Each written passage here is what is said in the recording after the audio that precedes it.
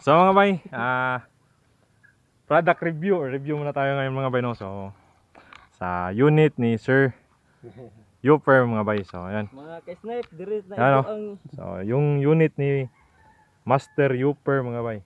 Ayan. wala naisol ba mga ka-snipe? Diri ni igo sa kuan, mga ka-snipe. Diri sa kuan Naisol nga nadughan mo na. paggang di na isol. So ayan mga bay, ito yung unit ni Sir Yuper mga bay, no? So product up, ano mo to? Review, you know? So DIY pa rin yan mga bay, no? Scope.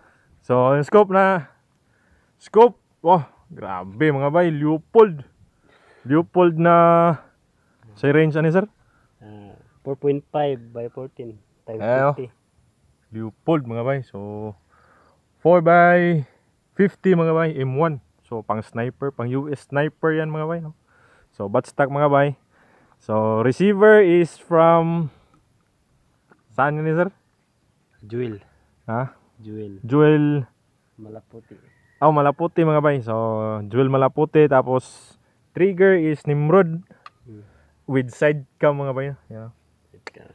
Then .48 tank liters.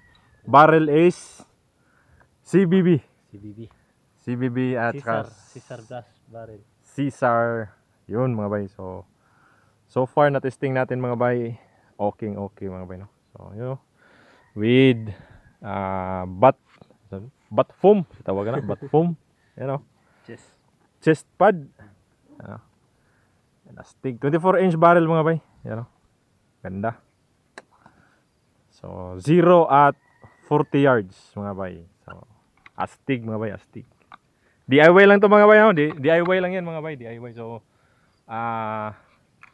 magkano lahat gastos mo niyan sir? Nasa 20k. Ayun.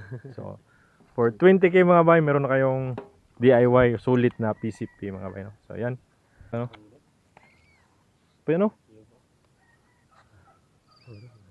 Ano? Uy. Lupad.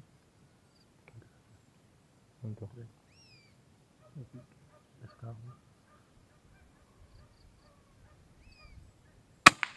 Pang.